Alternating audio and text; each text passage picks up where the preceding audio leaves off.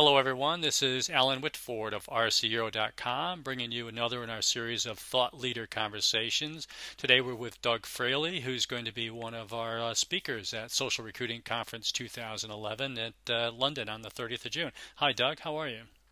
I'm doing very well. Nice to speak with you, Alan. Yep. Thanks for spending the time with us today. Doug, most of our viewers and readers probably aren't going to really have heard of you, or perhaps they have, but certainly I'm not sure they might have heard of what it is that you're actually doing, which is quite a unique initiative, I think. Why don't you tell us a little bit about who you are and what it is that you're going to be doing? Okay. Well, my name's Doug Fraley. I've spent time in the sort of people side of business for a number of years. The last two roles I was at before my current venture were at McKinsey & Company, where it was more about sort of talent management mainly, but I was very involved in recruiting there. And then I did lead Google's staffing programs for the Europe, Middle East, and Africa for a couple of years before I headed into what I'm doing now.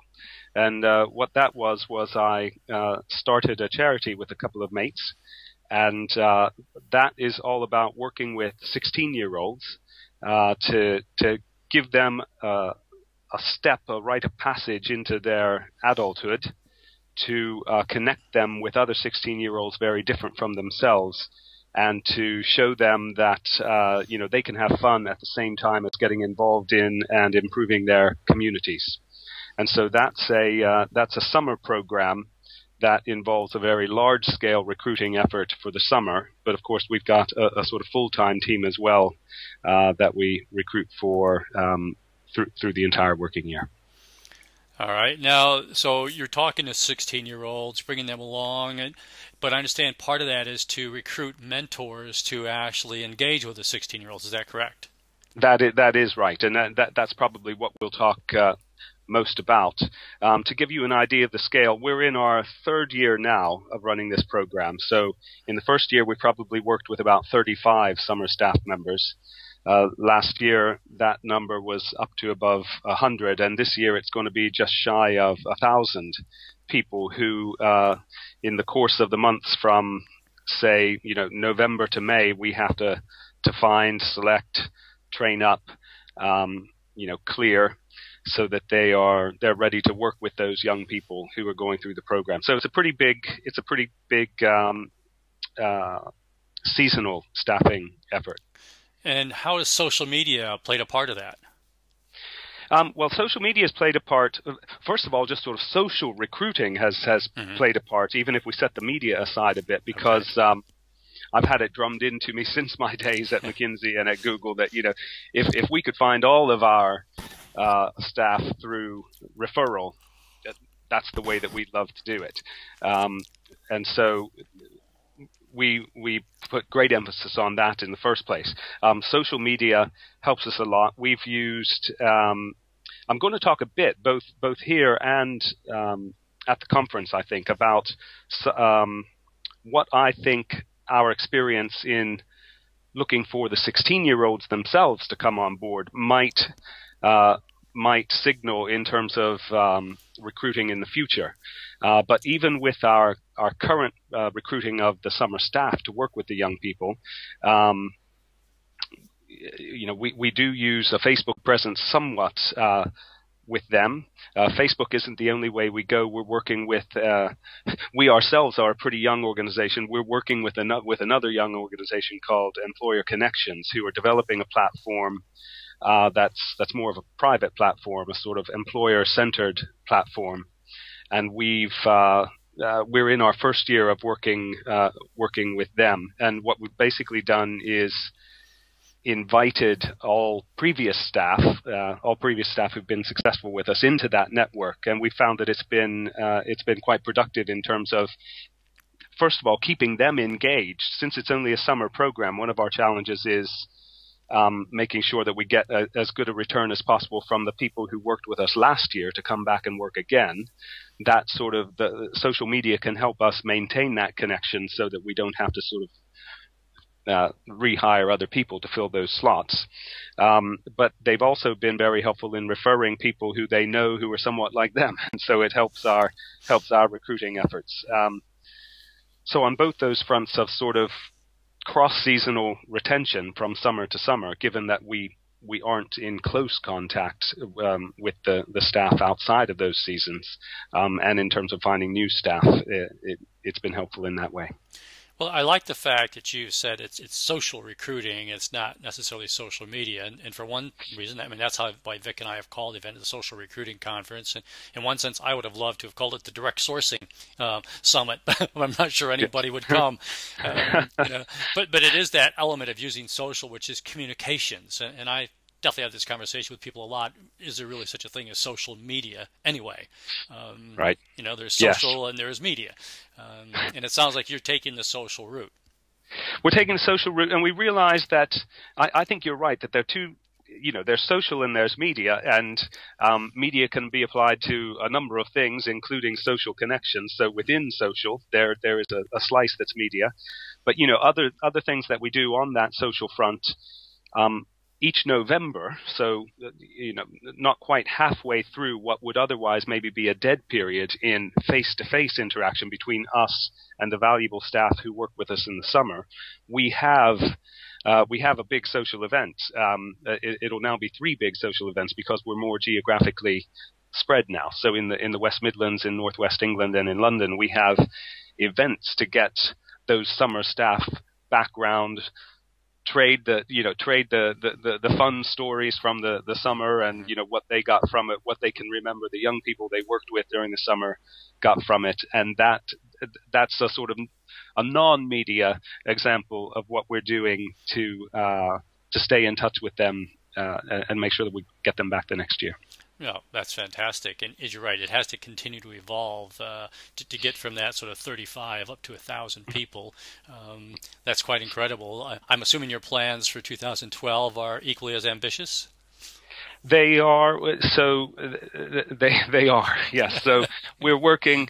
That roughly 800 to 1,000 staff corresponds to working with about 3,200 young people this year, and our bid for the program next year, for the various sources of funding that we need to get for that, is for working with 10,000 young people. So wow. we're probably be looking for on the order of 2,500 or 3,000 summer staff next year. So our first message to all of our viewers and to the delegates at the conference is, hey, you better sign up here, right? Please sign up here. And in all seriousness, it's another thing about the effort that we are undertaking is, I've mentioned that it involves both summer seasonal staff and full-time staff. It involves volunteers and paid staff. Within that paid staff, it involves a fair number of roles that are sort of graduate level. We're looking for aptitude and interest and enthusiasm, but depth of experience isn't important. To some other roles, you can imagine in working with young people, there are a number of things to do with risk management and behavior management that are very important. So some of the other roles are quite technically and experientially demanding. So it's a very wide sort of stretch, and some of the people who may be watching this on YouTube may well be great in some of their staff roles. Well, I'm hoping that we're going to help you out when you're at the conference, and of course, besides talking about what you're doing with this amazing project, and we're going to want to pick your brains a little bit throughout the day and get your input, because having been at Google, you've experienced the other side of the coin, if you will.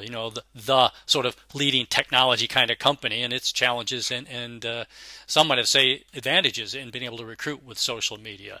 So we're going to look for some of your thoughts on that as well. I'll certainly try to bring them to bear, yes.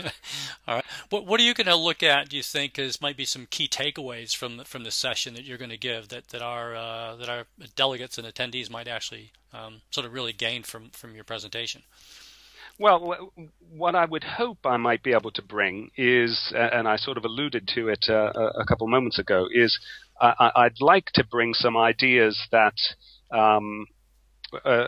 have come from learnings we have from our social media and other social media and other social interactions with the 16-year-olds themselves. I mean, in one sense, we call the effort that we undertake in order to get 16-year-olds into the program a marketing effort, rather than, we don't label it a staffing or recruiting effort, but actually much of what we have to do is the same.